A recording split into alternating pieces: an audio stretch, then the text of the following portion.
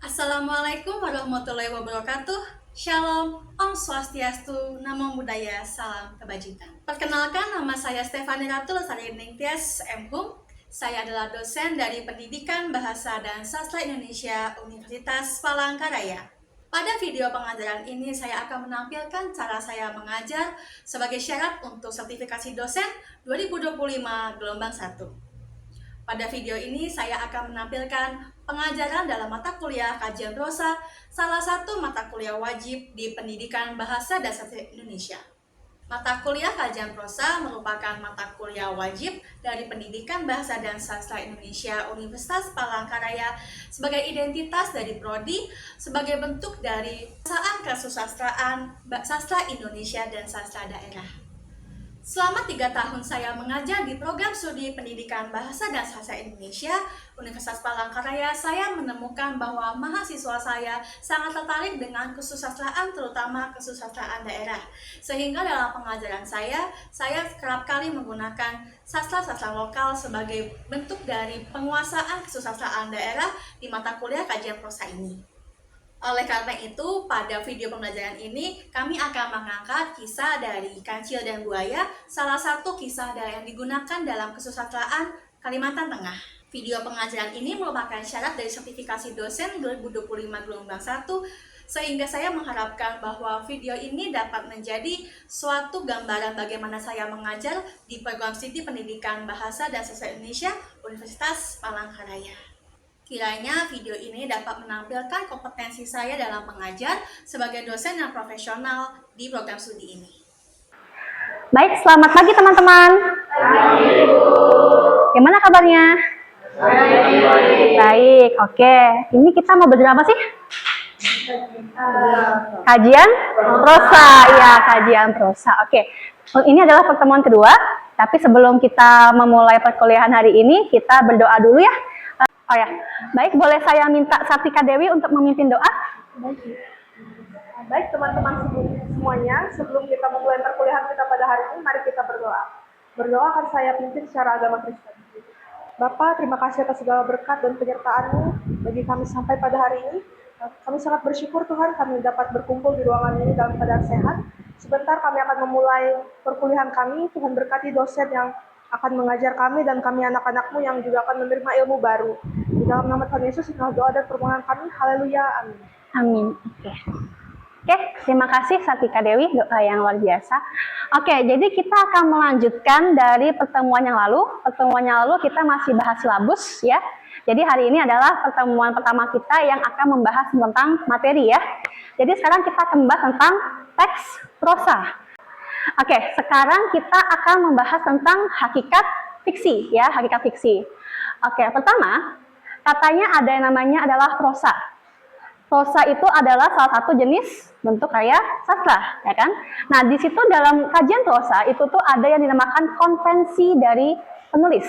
Nah, sekarang ada yang namanya prosa fiktif dan prosa fakta. Ada yang bisa memberitahu saya apa itu maksudnya fiktif dan fakta? Oke, silakan. Jadi fiktif dan fakta itu perbedaannya. Fiktif itu sesuatu yang tidak nyata, sedangkan fakta itu sesuatu yang nyata atau yang pernah terjadi, Bu. Oke, terima kasih ya. Jadi dikatakan bahwa fiktif itu tidak nyata, sedangkan kalau fakta itu sudah pernah terjadi, berarti sesuai dengan kenyataannya. Oke, lanjut. Sekarang kita melihat bahwa dalam hakikat fiksi itu ada yang namanya karya imajinatif, kreatif, dan juga estetis ya, estetis. Jadi ini adalah salah satu unsur dari pembangun karya fiksi yang tadi dibilang kalau misalnya fakta itu sesuai dengan kenyataan, berarti kita ada yang namanya berita. Ada yang kalau temanmu bikin status WhatsApp, itu juga ada sebuah fakta. Kalau temanmu sedang menulis status WhatsApp. Sedangkan kalau fiktif itu berarti mereka ngarang, ya, berkreasi, betul, berkreasi, kemudian ada nilai estetisnya. Contohnya juga yang sering kita baca, kalau kalian suka nonton kartun, nonton film, itu termasuk dalam fiktif, karena tidak berdasarkan dengan kenyataan. Sedangkan kalau kalian nonton berita, atau kalian melihat sendiri temanmu lagi gibah, temanmu lagi pacaran, di bawah pohon mangga gitu, wah itu adalah fakta, betul, oke, sip. Sekarang, masalah dengan prosa adalah prosa itu adalah sesuatu yang fiktif dan naratif, sehingga dia bukan fakta. Ya, jadi kalau kalian menemukan yang namanya prosa, itu ada sesuatu yang tidak berdasarkan dengan fakta, tapi ada unsur fiktif dan naratif. Oke, lanjut. Sekarang ada namanya digunakan sebagai pertentangan dari realitas. Tadi realitas itu adalah sebuah fakta, sesuatu yang realitas, sesuatu yang nyata, sesuatu yang pernah terjadi. Sehingga hakikat fiksi akan menawarkan berbagai permasalahan tentang manusia dan kemanusiaan, karena karya-karya prosa, novel, cerpen yang nanti kita akan bahas nanti itu selalu berakar dari manusia dan kemanusiaan. Sekarang tebak-tebakan dulu. Pernah dengar cerita Kancil dan Siput? Kancil dan kura-kura ya? Iya. Atau Kancil dan Siput yang benar sih ya? Kalau di Indonesia Kancil dan Siput. Oh, di sini? Buaya dan kancil. Oh iya, oke. Tapi kamu tahu kan namanya adalah fabel. Iya, fabel itu sekarang kamu bayangkan ada kancil bisa ngomong sama buaya, masuk akal nggak? Nggak. Berarti dia berdasarkan dari fiktif yang berasal dari manusia dan kemanusiaan. Sekarang bahwa si kancil itu tuh adalah representasi dari manusia yang seperti apa? Cerdik. Buaya? Jahat. Kenapa buaya jahat? Karena dia berniat mau memakan kancil. Nah, berarti kan di sini ada permasalahan manusia. Kita ngelihat bahwa di manusia juga ada yang suka menjahati sesamanya. Betul atau betul? Betul. Maka kalau kalian melihat Kancil dan Siput, Kancil dan Buaya, apalagi ya, cerita-cerita yang terdengar tidak masuk akal, sebenarnya berdasarkan dari masalah manusia dan kemanusiaan. Kita lihat ketika si Kancil mendapatkan masalah, dia akhirnya menggunakan otaknya, dipakai, dia cerdik, dia menipu si buaya supaya dia bisa lari dari masalah yang ditimbulkan oleh buaya. Ngerti kan? Iya, jadi kalau kita ngeliat, kok aneh ya Kancil bisa ngomong sama buaya lagi, nggak masuk akal. Tapi ternyata itu berasal dari masalah manusia dan kemanusiaan. Siap. Nah, sekarang juga dia akan menawarkan cerita-cerita tentang hidup dan kehidupan. Coba saya kasih contoh. Cerita kesukaan saya itu bawang putih dan bawang merah. Kesukaan saya. Ada apa dengan kehidupan di bawang putih dan bawang merah? Ada konflik. Apa konfliknya menurut saya, Bah? bawang merah jahat kepada bawang putih. Oh, bawang merah jahat kepada bawang putih, padahal mereka saudara ya? Ya. Ceritanya adalah fiktif, tapi dia berdasarkan dari fakta loh. Oke, nanti kita lanjutkan lagi ya, karena dia akan menawarkan permasalahan hidup dan kehidupan tadi. Dan maka di situ ada yang namanya tadi adalah interaksi dengan sesama, seperti tadi kancil dan buaya, bawang putih dan bawang merah. Kemudian juga ada interaksi dengan diri sendiri. Contohnya tadi kita ngomongin bawang putih. Bawang putih dijahatin sama bawang merah, dia ngapain? Bawang putihnya ngelawan nggak? Berantem yuk! Enggak. Kenapa dia nggak melawan bawang merah? Karena dia baik hati, dia adalah perempuan yang sangat baik hati, tidak sombong, selalu menabung, asik, ya kan? Sehingga dia juga berinteraksi dengan diri sendiri. Dia berusaha untuk memaafkan si bawang merah, siap. Dan terakhir dia ada interaksi dengan Tuhan. Ketika dia merasa sedih, dia merasa capek, dia akan lari kemana? Tuhan. Kepada Tuhan, karena dari hidup dan kehidupan ini dilihat bahwa ada interaksi dengan sesama, diri sendiri dan juga Tuhan. Itu adalah unsur-unsur dari hakikat fiksi. Oke. Sekarang ini apa?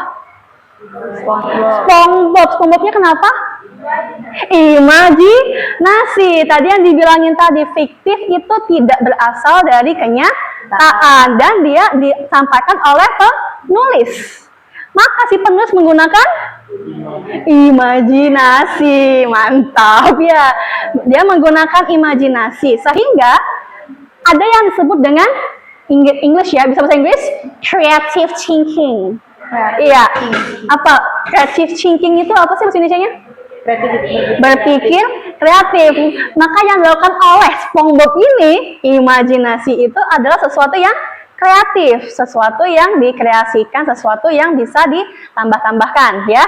Sehingga dalam proses pembuatan karya prosa itu si penulis itu aktif berpikir, memahami, mengkritisi, menganalisis, menyintesis, mengevaluasi sehingga menciptakan pemikiran karya atau produk yang baru. Iya, karena kalau kita pikir zaman dulu ada orang mau mengajarkan nilai-nilai moral, tapi daripada pakai manusia kan, ini budi baik, badu jahat, kan males ya. Pakailah kancil. Kreatif kan? Ya. Kreatif. Ada orang punya anak cantik, kasihlah nama bawang putih, masuk akal nggak? Kau punya anak suatu saat dinamain bawang putih, mau nggak? Nah, kamu punya anak cewek cantik, namain dia Timun. Karena itu adalah creative thinkingnya para pengarang, sehingga mereka ya sudah menggunakan nama-nama yang mudah dikenal, ya. Dia nggak menggunakan nama yang susah kayak Jasmine atau Jacqueline, nggak. Bawang putih aja selesai, supaya mudah dikenali. Itu adalah proses dari creative thinking. Siap. Nah, sekarang ada namanya jenis fiksi. Jenis fiksi itu yang pertama adalah fiksi historis atau fakta sejarah. Padahal tadi dibilangin bahwa fiksi dan fakta itu beda. Tapi ternyata dari fakta itu akan bisa menginspirasi penulis untuk menulis fiksi. Karena tadi kan sebelumnya sudah bilang bahwa ada namanya creative thinking. Ya, dari creative thinking ini maka si pengarang juga bisa menggunakan fakta supaya bisa menulis fiksi. Kemudian juga ada yang namanya fiksi biografis. Ya, fiksi biografis berarti dia mengisahkan tentang orang-orang yang pernah ada. Contohnya, ada juga fiksi sains atau fiksi ilmu pengetahuan, sehingga ada istilah namanya fiksi non-fiksi. Contohnya, ada Habibie Ainun, ya itu film ya. Ya. Film berasal dari siapa? Dari kisah siapa? Kisah presiden itu. Kisahnya Presiden Habibie, ya kan? Orangnya ada. Dan dibilangin itu kisah cinta yang sangat romantis ya. Bahkan seorang presiden yang sangat cerdas itu punya kisah cinta yang manis, ya kan? Kemudian ada Bumi Manusia juga, karya Pramudia Anantatur yang mengisahkan tentang masalah-masalah kehidupan di Jawa. Dan yang terakhir adalah Harmoni Dalam Tanda Tanya, ada filmnya juga mengisahkan tentang masalah-masalah keagamaan. Jadi cerita-cerita yang fiksi non-fiksi ini sebenarnya berasal dari fakta. Juga ada yang seperti itu. Maka ada yang disebut dengan kebenaran fiksi. Kebenaran fiksi tadi, bahwa dalam kebenaran fiksi itu adalah kebenaran yang sesuai dengan keyakinan pengarang. Kayak tadi, kalau kancil ketemu buaya, apa yang dilakukan normalnya? Dimakan, ya kan? Lari nggak sih kancilnya? Lari. Lari. Tapi yang di dalam kancil dan buaya apa yang dilakukan? Melawan. Melawan, mengelabui, membohongi, menipu. Itu kan keyakinannya pengarang. Nggak keyakinan yang ada. Kalau kancil dan buaya dia lari, ketangkep, masalah, meninggal, bye-bye. The end, ya kan? Tapi di sini malah cerita kancil dan buaya dia malah menipu, karena itu adalah si keyakinan pengarang itu sendiri. Maka dalam kebenaran yang sesuai dengan cerita fiksi, itu tuh ada yang namanya kemungkinan, probabilitas, dan kemasuk akalannya. Sehingga itu yang namanya kebenaran dari fiksi. Sekarang dari kebenaran fiksi tadi kita bilang bahwa ada creative thinking. Sekarang ada yang namanya kreativitas pengarang yang tidak terbatas.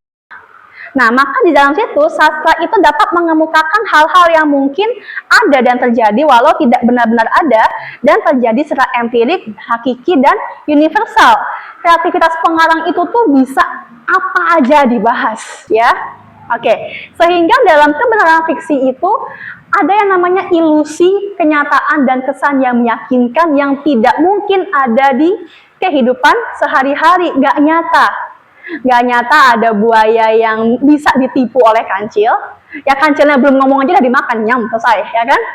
Sehingga itu adalah realitas yang tidak ada dalam kenyataan sehari-hari. Siap. Oke, sekarang ada pembedaan fiksi yaitu novel dan cerpen. Ada yang tahu bedanya novel dan cerpen itu apa? Oke, sekarang ada pembedaan fiksi. Di sini ada katanya novel dan cerpen. Ada yang bisa bantu saya? Apa sih novel dan cerpen itu? Saya, Bu. Oke, apa? Kalau dari segi perbedaan ya Bu, Ya. untuk novel itu dia berbentuk buku dan tebal. Ya, Kalau cerpen itu beberapa halaman saja. beberapa halaman. Bisa dihitung. Oke. Berarti novel tadi buku, kalau cerpen beberapa halaman. Oke, ada lagi perbedaan lagi? Saya Bu, Oke, silakan. kalau menurut pengalaman saya sih Bu, baca novel itu lama, terus ceritanya panjang-panjang itu Bu. Ceritanya panjang-panjang apa tuh? Bisa kalau baca itu bisa berhari-hari Bu. Oh iya, oke. Sedangkan kalau cerpen itu bisa habis sekali baca itu dalam jangka waktu yang berjam-jam juga bisa, atau sekali duduk juga bisa Bu. Oke, siap. Oke, tadi yang dibilangin Ferry, yang panjang-panjang itu bukan mie ya, tapi novel. Oke, kita bedainnya jadi tadi Jen sama Ferry sudah bilangin pengalaman mereka baca novel dan cerpen itu dari bentuknya beda, dari cara membacanya juga beda. Oke, yang pertama bahwa katanya novel itu memang ratusan halaman. Ratusan halaman, banyak karena makanya dia bentuknya adalah buku, ya, sudah dibukukan. Tapi kalau cerpen itu secara kata itu cuma 500 sampai puluhan ribu kata. Berarti cerpen itu satu halaman saja sudah masuk cerpen, ya. Tapi bisa juga puluhan ribu kata, bisa tadi yang dibilangin sama Ferry, tadi sedikit aja dibacanya. Sehingga novel itu butuh waktu sampai berhari-hari tadi dibilang, karena dia dibaca lebih lama. Sedangkan cerpen itu disebutnya adalah dibaca sekali duduk. Jadi kalau udah sekali duduk, oke, selesai bacanya, karena dia cepat.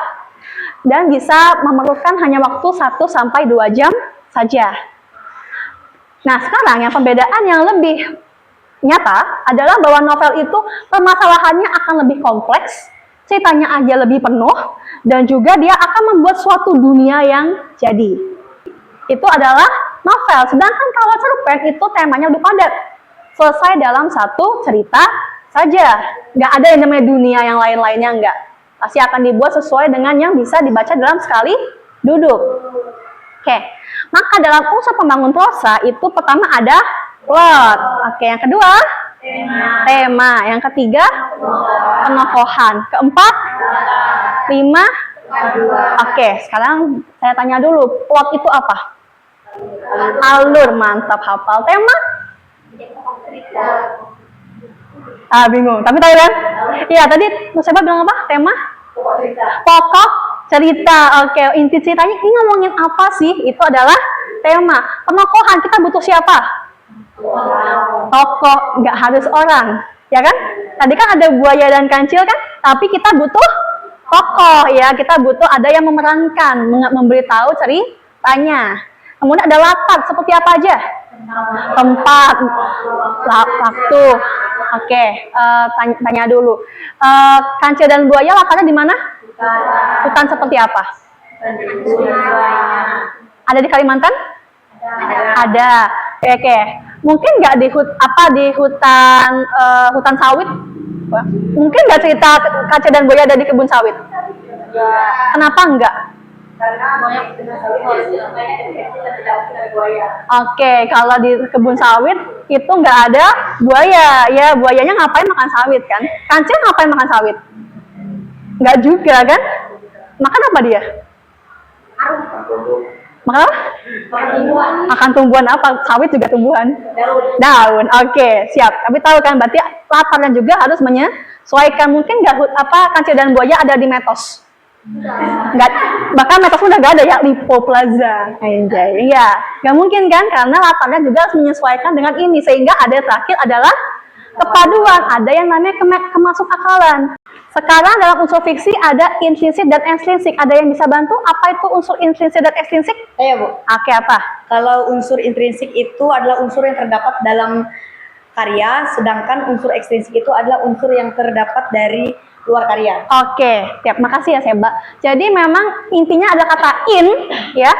In arti di dalam dan X artinya di luar. Gampangnya seperti itu, in dan X ya. Sehingga dalam karya sastra itu pertama ada yang namanya dunia nyata. Tadi kata Seba intrinsik dan ekstrinsik. Berarti dunia nyata adalah in atau X?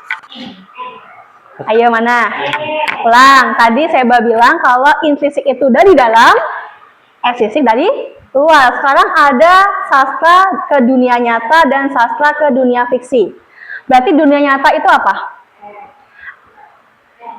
Ekstrinsik, siap. Sekarang berarti kalau dunia fiksi? Intrinsik, bahwa dalam cerita tadi kan dibilang ada tentang dunia yang jadi kan. Nah, dunia nyata itu adalah unsur ekstrinsik. Unsur ekstrinsiknya adalah seperti pengarangnya itu suka apa sih, gitu kan. Jadi ada dunia nyatanya seperti apa, sehingga ada yang namanya dunia fiksi. Maka kemudian ada unsur lainnya, itu adalah sastra itu berasal dari masyarakat nyata dan juga mengandung unsur dari masyarakat fiksi. Kemudian juga sastra itu sangat membutuhkan yang namanya pembaca dan juga membutuhkan namanya pengarang yang membuat cerita tadi. Sip. Maka di situ ada pendekatan prosa yang akan kita bahas di pertemuan-pertemuan berikutnya. Banyak sekali bahannya. Pertama adalah strukturalisme. Kata dasarnya apa? Struktur, gampang. Sekarang ada formalisme. Kata dasarnya? Astagfirullahaladzim. Form. Kata dasarnya adalah form. Ya, form artinya bentuk. Iya, bentuk ya. Nanti minggu-minggu depan kita akan bahas ini. Kemudian ada semiotik. Ingat semiotik itu apa? Tanda. Oke, tanda. Kemudian ada intertekstual. Apa ini? Ada kata teks. Inter artinya internasional. Berarti di luar teks itu. Oke. Dekonstruksi. Kata dasarnya? Konstruksi artinya? Hati-hati, ada konstruksi di depan, artinya ada pembangunan. Artinya apa? Dihancurkan. Dihancurkan. Menghancurkan konstruksi yang ada. Dan yang masih ada psikoanalisis. Kata dasarnya? Psiko artinya? Bukan psikopat loh, sumpah. Jiwa, ya. Psikopat lagi. Psikoanalisis itu adalah jiwa. Terakhir, feminisme. Kata dasarnya? Maaf. Feminim, berarti akan membahas tentang perempuan. Oke, sip. Nah, sekarang tentang teknik pembacaan ada dua. Yang pertama adalah heuristik, yaitu membaca sekilas. Kalau kita baca selesai, oke, kita nggak dapat apa-apa. Pokoknya ceritanya tentang ini, selesai. Sedangkan kalau hermeneutik, itu yang level kalian sekarang harus di sini. Kalian harus mengerti, memahami, menganalisis itu ada di hermeneutik. Oke. Sekarang, tugas minggu depan, hore. Tapi sebelum tugas, saya mau nanya dulu, ini kita udah ngomong panjang lebar ya, udah berbuih-buih ya kita ya. Hari ini kita akhirnya memahami apa? Ada yang bisa memberitahu saya, hari ini kita belajar apa saja? Saya, Bu. Oke. Baik, terima kasih, Bu. Hari ini kita sudah mempelajari tentang hakikat fiksi. Di mana fiksi ini fiksi itu bukan fakta. Sehingga kebenaran fiksi sesuai dengan keyakinan pengarang. Di dalam fiksi juga terdapat dua unsur. Yang pertama unsur intrinsik dan unsur ekstrinsik. Di mana sastra menjembatani dunia nyata dan dunia fiksi. Oke, terima kasih Meta, sangat lengkap ya dari unsur intrinsik, ekstrinsik, kejiwaan dan kawan-kawannya dihafal semua sama Meta. Berarti sudah siap dong? Sudah siap ini dong? Ya. Maaf, kita akan menggunakan ini. Tapi kita untuk untuk minggu depan kita baca satu cerpen saja. Judulnya adalah Peter Pan, oke? Jadi Peter Pan yang dibahas oleh pengarangnya yaitu Eka Kurniawan itu bukan Peter Pan yang kita kenal. Siapa tuh Peter Pan? Ben, oke. Zaman kapan kamu mengenal angkatan 90-an? Enggak ya, pada angkatan 2000-an ya dia. Atau Peter Pan yang menculik anak-anak juga bukan. Peter Pan di sini adalah Peter Pan yang dibuat oleh si Eka Kurniawan. Minggu depan kita bahas itu. Yang kita bahas adalah kita akan menelaah unsur intrinsik dan ekstrinsik dan juga kita akan memahami konteks masyarakat dalam cerpen ya. Jadi minggu depan kalian datang sudah dengan membaca cerpen Peter Pan ya. Untuk teman-teman kalaupun yang masih membaca sekilas tidak masalah karena kita akan bahas bareng-bareng dalam pembacaan hermeneutik. Oke, sebelum kita mengakhiri kelas ini, kita berdoa dulu ya untuk supaya kita pulang. Bisa ada yang bantu saya untuk memimpin doa? Sebelum mengakhiri kelas, marilah kita berdoa. Tuhan Yang Maha Esa, terima kasih atas kelancaran kegiatan belajar hari ini. Semoga materi yang telah kami pelajari tentang kajian prosa dapat tertanam dengan baik dalam pikiran dan hati kami. Bimbinglah kami agar terus semangat dalam menuntut ilmu dan menjadi insan yang bermanfaat. Demikian doa kami, mohon ampun atas segala kehilafan. Amin. Nih, nama Bapak dan kita. Oke, terima kasih. Sampai bertemu minggu depan. Oke. Demikian video pengajaran dari mata kuliah kajian prosa pertemuan kedua sebagai gambaran bagaimana saya mengajar selama ini. Video ini digunakan sebagai syarat untuk sertifikasi dosen 2025 gelombang pertama. Saya berharap video ini dapat menjadi penilaian asesor untuk menilai kompetensi saya sebagai dosen yang dapat tersertifikasi. Saya berharap video ini dapat menjadi pertimbangan asesor dalam menilai kompetensi saya dalam mengajar, terutama dalam menguasai materi, menguasai kelas, dan juga penguasaan strategi pembelajaran. Akhir kata, terima kasih atas segala perhatian yang telah diberikan. Mohon maaf atas segala salah kata. Wassalamualaikum warahmatullahi wabarakatuh. Shalom, Om Swastiastu, Namo Buddhaya, Salam Kebajikan. Rahayu.